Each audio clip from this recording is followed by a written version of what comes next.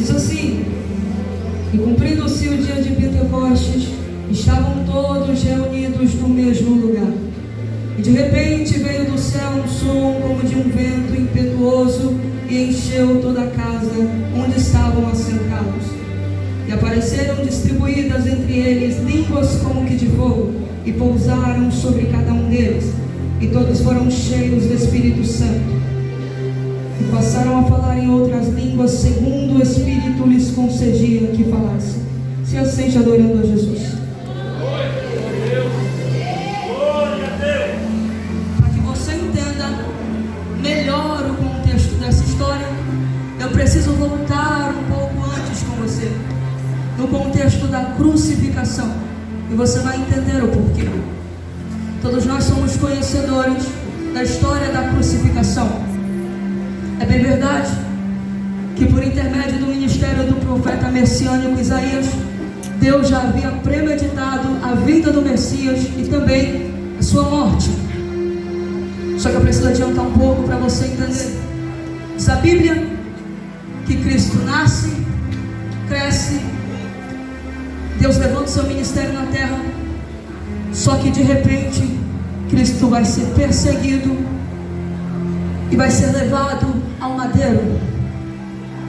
Diz o texto que enquanto ele está no madeiro, à sua direita está um malfeitor. Diz o texto também que à sua esquerda está outro malfeitor, e Jesus no meio entre eles. Perceba o seguinte, que quando o profeta messiânico Isaías deliberou uma palavra acerca da vinda do Messias, ele falou que de Cristo não se quebrariam os seus ossos. Diz o texto, Rebeca, que eles chegam até o malfeitor, os soldados vêm até o malfeitor da esquerda, quando ele já está morto, puxam do madeiro e quebram os ossos do malfeitor da esquerda.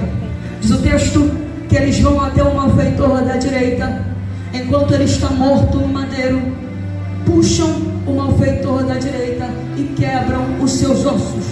Só que quando chega a vez de Cristo, porque sobre a vida de Cristo existia a promessa de que seus ossos não seriam quebrados. Osso na Bíblia é símbolo de estrutura. Quando os soldados chegam até Cristo, eles quebram os ossos do malfeitor da direita e do da esquerda. Mas quando chega a vez de Cristo, eles não conseguem, porque sobre Cristo havia uma promessa. E você tem que entender isso, porque se osso é símbolo de estrutura, significa que a promessa não permitiu que a estrutura dele fosse quebrada. Porque se tem promessa, Satanás consegue quebrar muita coisa ao nosso redor, mas ele não consegue quebrar a estrutura de quem tem promessa. Ele consegue tocar em muita coisa ao nosso redor, mas ele não consegue tocar na estrutura de quem tem promessa. É Satanás tentando tocar na tua estrutura, e Deus dizendo: a tua estrutura não será abalada, porque sobre a tua vida eu já estendi uma promessa. A tua estrutura não será tocada, porque sobre a tua vida eu coloquei a minha promessa. E se tem promessa, o inimigo não abala a tua estrutura. Só que antes de Cristo dar o último suspiro na cruz, irmãos, diz o texto que Cristo olha para o céu e diz: está consumado.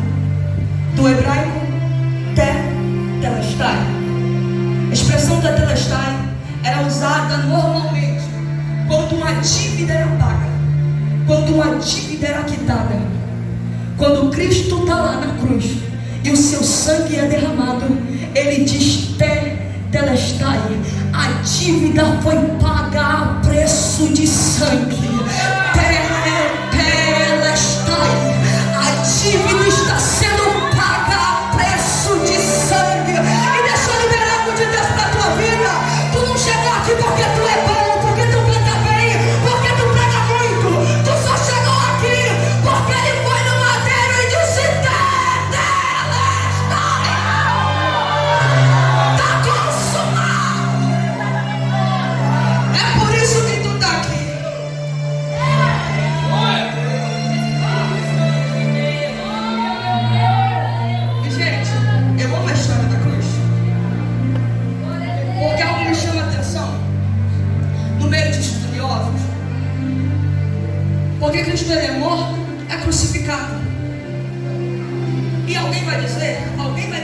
Cristo, a imagem de Cristo, e comparar Cristo como simplesmente um líder religioso famoso. Estudiosos definem a Cristo como simplesmente um líder religioso famoso. Mas Cristo é bem diferente dos líderes religiosos famosos, como por exemplo Buda, Confúcio, Maomé. E a principal diferença ali, e a que eu mais gosto, é que se você chegar no túmulo de Buda, tu vai achar escrito: aqui jaz Buda. Se tu chegar no túmulo de Confúcio, você vai achar escrito: aqui jaz Confúcio. Se você chegar no túmulo de Maomé, tu acha escrito: aqui jaz Maomé. Mas se tu for em Israel, tu anda de um lado pro outro, da esquerda pra direita, da frente pra trás, mas tu não encontra ninguém dentro do túmulo, porque meu Jesus não está morto, meu Jesus ressuscitou.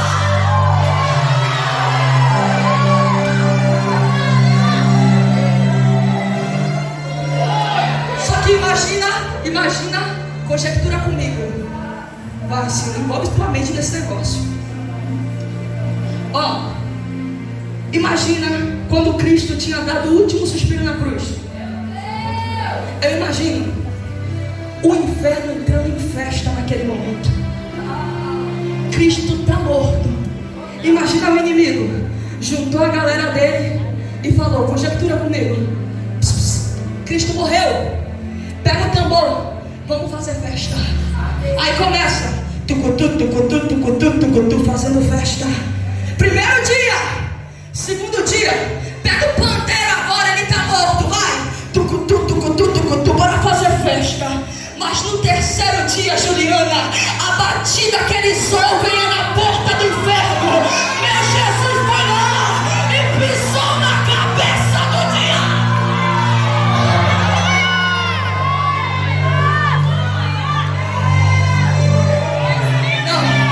Parece que eu vejo Jesus olhando lá do céu e dizendo assim: peraí, que eu vou acabar com a festinha do inferno hoje. Tá tendo barulho de festa lá no inferno. Tá o diabo e a galera. Aí Jesus chega no inferno pra acabar com a festinha do diabo. Hoje ele vai acabar com a festa do diabo. É hoje,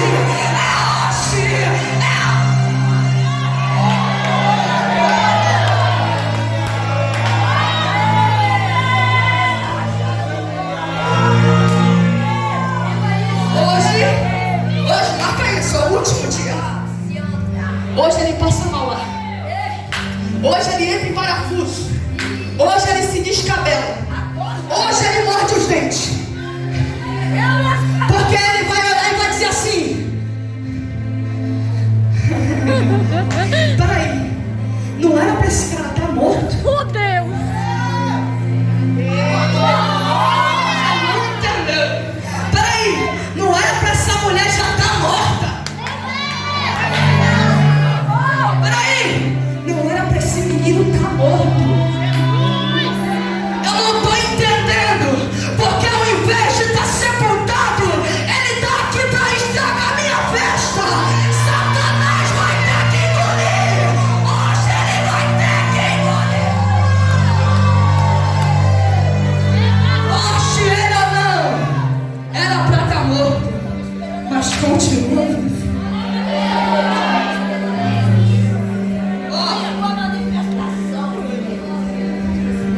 Só que bota um pouquinho comigo na crucificação rapidinho. Cristo é morto, está no madeiro. Diz o texto que José de Arimateia pega seu corpo para ser sepultado. O corpo de Cristo é sepultado. E no dia da ressurreição, depois dos 3 dias, a Bíblia diz que antes da ressurreição houve-se um grande terremoto. E havia na porta do túmulo de Cristo uma grande pedra que bloqueava a passagem. Aí diz o texto que de manhã vem mulheres para ofertarem iguarias a Cristo, ali no túmulo de Jesus. Só que havia ali uma pedra que bloquearia a passagem daquelas mulheres. Só que para tirar a pedra que impede a passagem, Deus promove um grande terremoto na terra. E eu não expliquei isso.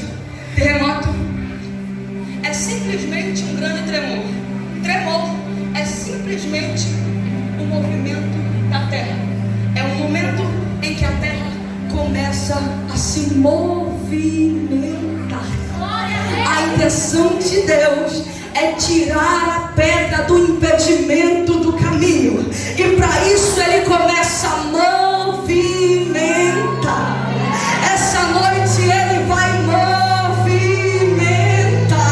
para tirar o impedimento do caminho. Tudo aquilo que te impede, hoje Ele tira do teu caminho. Hoje Ele vai movimentar.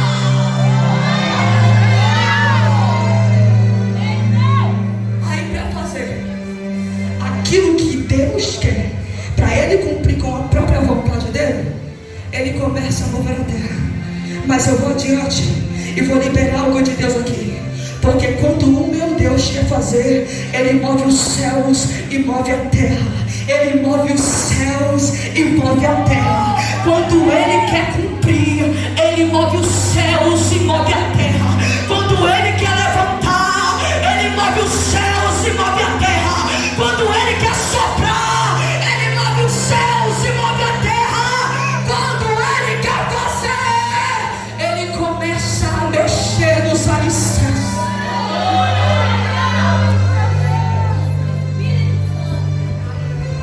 Jesus ressuscita. Quando elas procuram, as mulheres vão até o túmulo, Ele já não estava já. Só que elas se deparam com dois varões vestidos de vestes reluzentes. Elas estão procurando Cristo dentro da sepultura. Aí então, os varões vão olhar para elas e vão dizer assim: por que vocês estão procurando quem está vivo no meio de gente morta? Você não entendeu?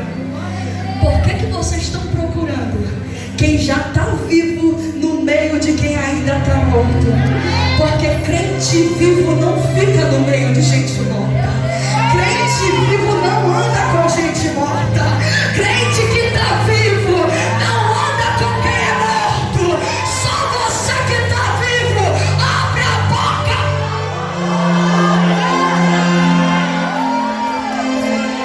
E sabe qual é a principal diferença entre quem está vivo e quem está morto? Eu te falo. Algumas características que diferenciam gente viva e gente morta.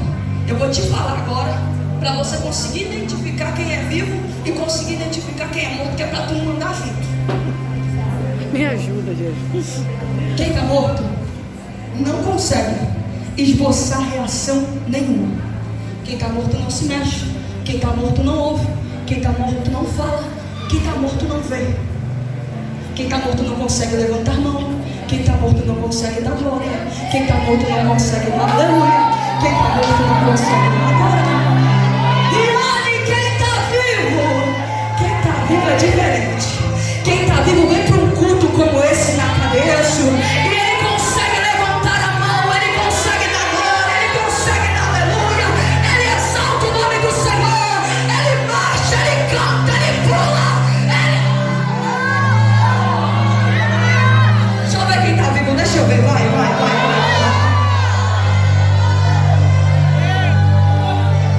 Gente vivo. Aprendeu? Pergunta para quem está do teu lado, aprendeu?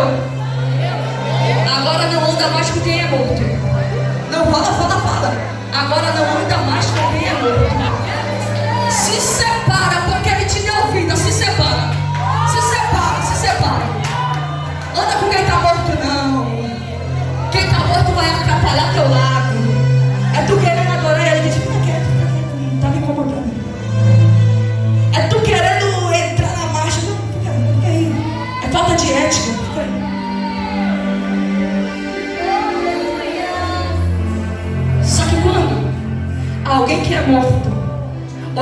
tu que é pentecostal e dizer assim: esse negócio de rodar não é comigo, é falta de ética. Esse negócio de adorar, de barulho não é comigo, é falta de ética. Você olha pra cara dele e diz assim: meu filho, sabe o que é ética? Você não sabe, eu te explico agora. Ética é simplesmente se comportar conforme manda o ambiente. Se o ambiente é de silêncio, tu faz silêncio. Mas se o ambiente é de barulho, tu faz barulho.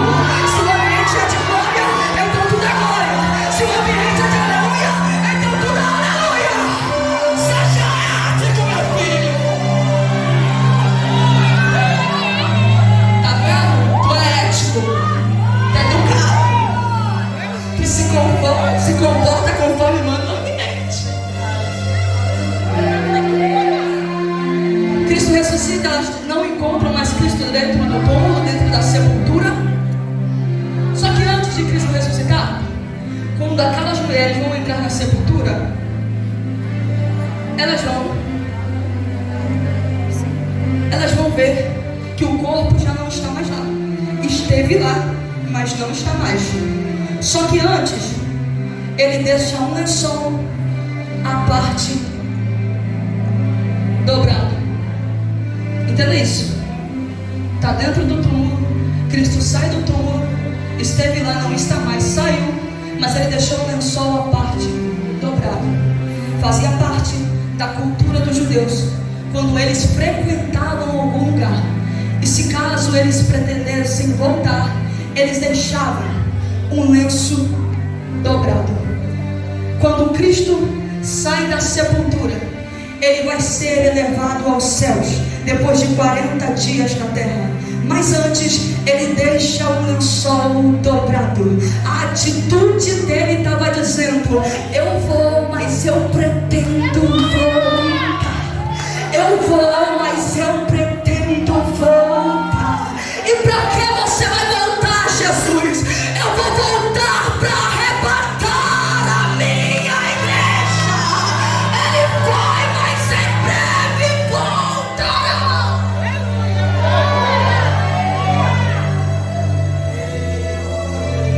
Fica 40 dias na terra, vai ser elevado aos céus. Só que antes, ele deixa uma promessa para os discípulos. Eu não posso enrolar muito, eu preciso adiantar para a gente chegar no ponto da mensagem. Antes, ele faz uma promessa para os discípulos. A promessa é a seguinte: ficai em Jerusalém, até que do alto sejais revestidos de poder. Eu vou trocar ficai por permaneça em Jerusalém, até que do alto sejais revestidos de poder. Há uma promessa que está sendo feita nesse cenário, mas ela está condicionada à permanência daqueles homens em Jerusalém. É como se Cristo estivesse ensinando: para vocês receberem a promessa, vocês precisam permanecer no lugar que eu estou andando. Porque promessa não é para quem vai embora, promessa é para quem permanece. Promessa não é para quem desiste, promessa é para quem permanece. É como se Cristo estivesse ensinando: vocês vão aprender agora. Promessa não é para quem chuta o balde, para quem chuta o pau da barraca. Promessa é para quem permanece.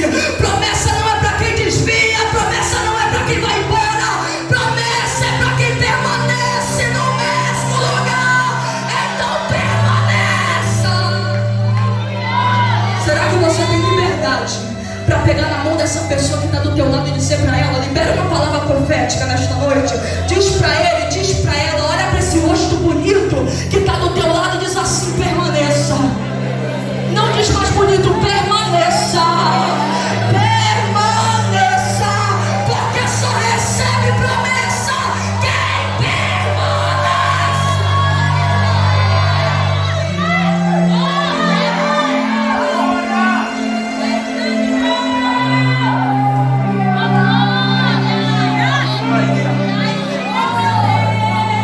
Eu estou sentindo Deus falando ao coração de alguém aqui. O céu está dizendo para alguém aqui: a ordem é para você permanecer firme no mesmo lugar. Não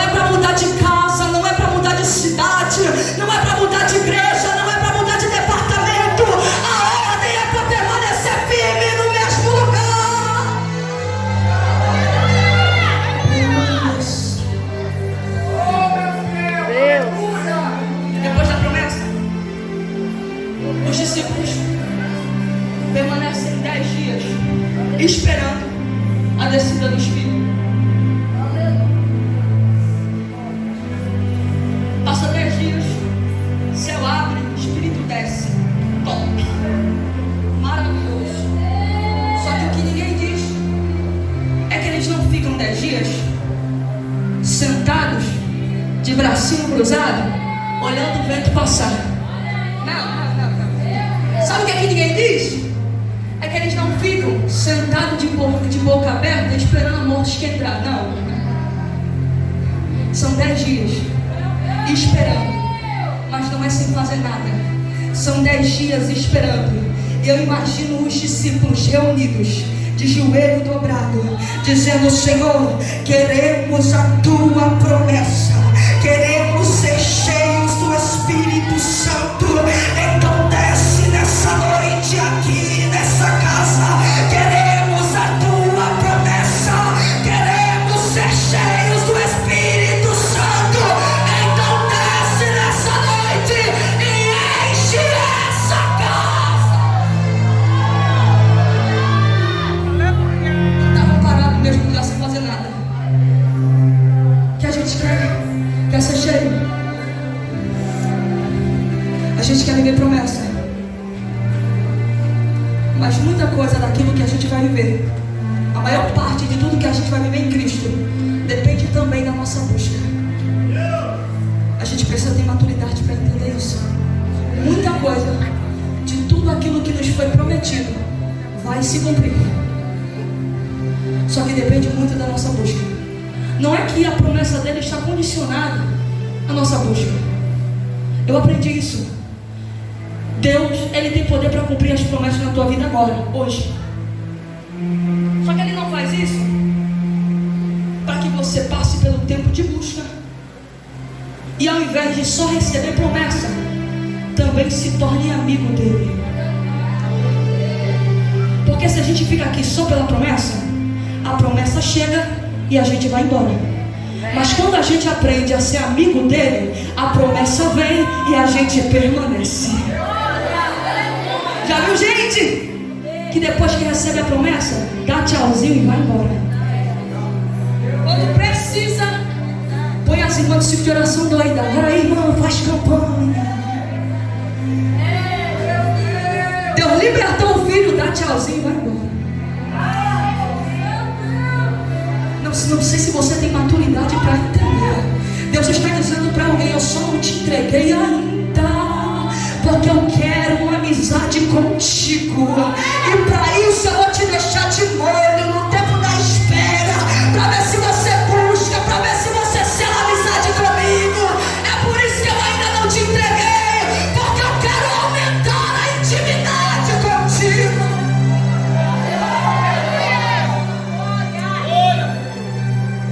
Aí diz o texto que depois de 10 dias todos foram cheios do Espírito Santo, e ouviu-se do céu um som. Existem algumas definições para som, como por exemplo, ruído e barulho. Então significa que quando o Espírito desceu, foi ouvido um grande som de barulho. E eu ainda não entendi. Aqui eu me lembro de Moisés no Sinai.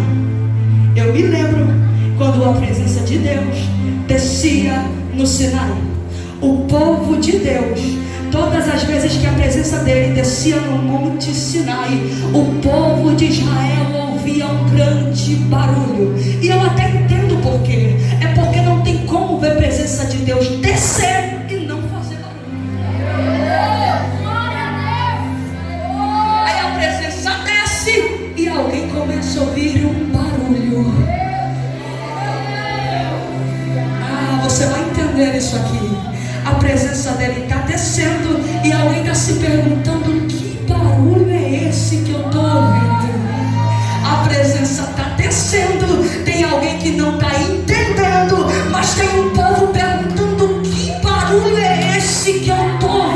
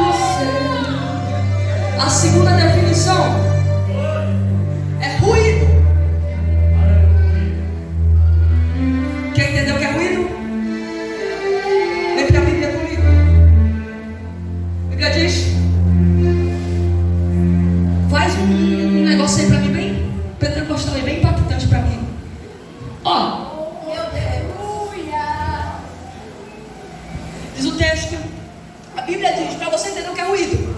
A Bíblia diz, preste atenção aqui, para você entender o que é ruído. A Bíblia diz que certa feita, o exército da Síria rodeia uma cidade para tentar entrar naquela cidade.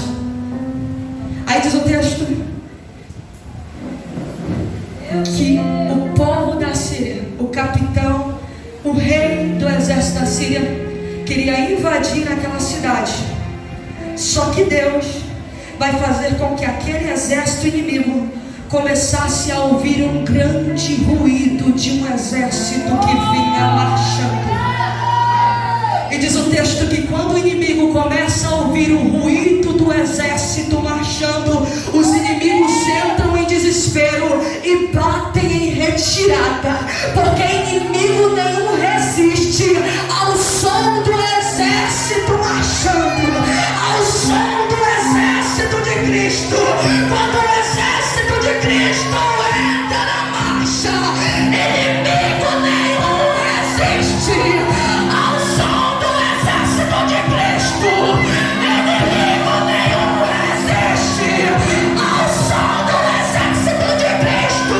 Cadê o exército? Cadê o exército? Cadê o exército? Cadê o exército? Cadê o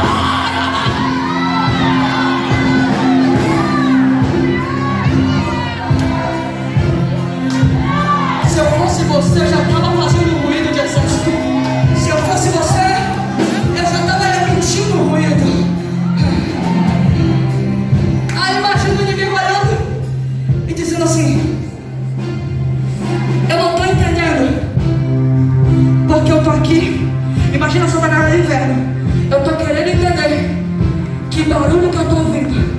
Eu estou querendo entender que ruído é esse que eu escuto lá em cima, na igreja Cadeiresco, de um grande exército marchando. Eu estou querendo entender que ruído é esse que eu estou ouvindo na Cadeiresco, de um grande exército marchando, de um grande exército marchando.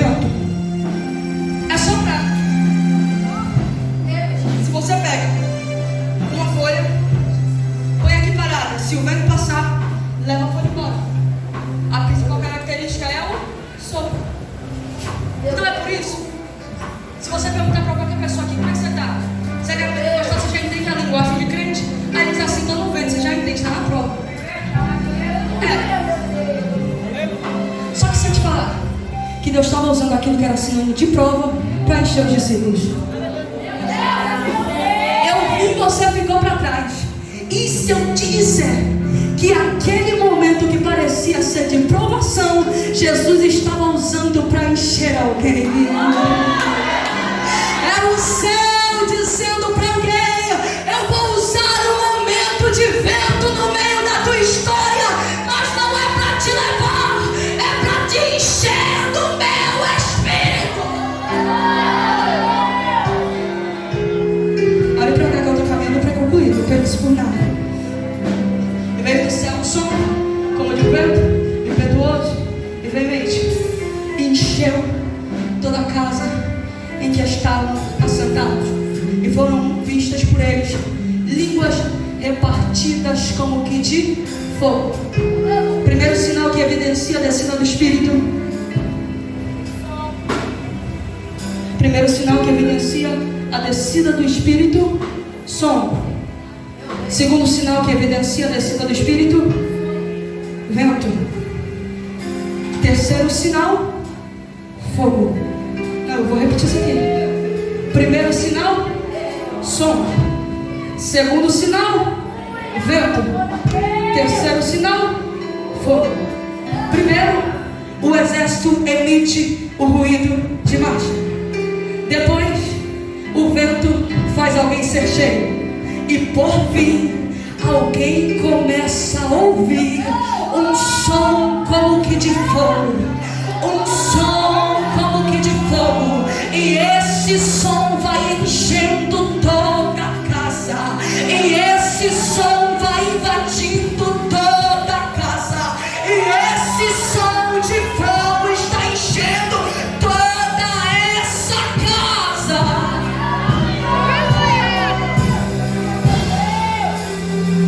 Aí os discípulos vão cheios. Foram cheios. Então, igual você, até o tutão foram cheios. Estavam transbordando. Se tu desse a paz do Senhor para eles, eles não respondiam com a paz, respondiam falando mistério. Estavam pipocando, estavam cheios, os caras estavam cheios. Depois que eles foram cheios,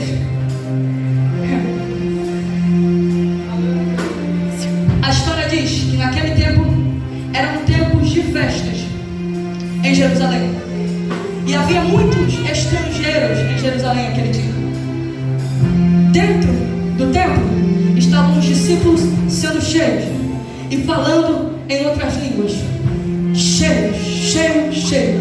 De repente, alguns fariseus que estavam em Jerusalém vão passar lá fora e começam a questionar o que estava acontecendo dentro do templo. Eles estão lá fora e vão começar a dizer: em plena luz do meio-dia, esse povo está tudo embriagado. Em plena luz do meio-dia, esse povo está cheio do vinho. Mas Pedro, cheio de autoridade do Espírito de Deus, vai se levantar dizendo: aqui não tem ninguém cheio de vinho. Aqui o povo está cheio do poder de Deus. Aqui não tem ninguém embriagado. Aqui o povo está cheio do Espírito de Deus. Não é vinho, é poder. Não é vinho, é Espírito.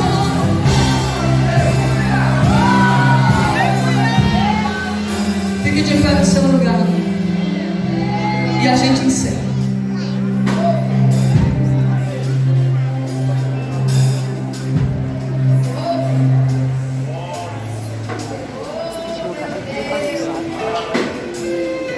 Todos foram cheios. E depois que todos foram cheios, a Bíblia diz que Pedro vai pregar depois de estar cheio do Espírito. E quase 3.000 almas se rendem a Cristo naquele dia. Só que perceba que antes de Pedro ser enviado para pregar, primeiro ele foi cheio do Espírito. Antes de Deus levantar ele para ir, primeiro Deus derramou o Espírito para que ele fosse cheio. Antes de Deus mandar Pedro ir, Primeiro ele encheu a vida de Pedro. E por que isso, Riane? É porque eu vou te contar um segredo. Cristo não envia ninguém que está vazio. Primeiro ele enche, só depois que está cheio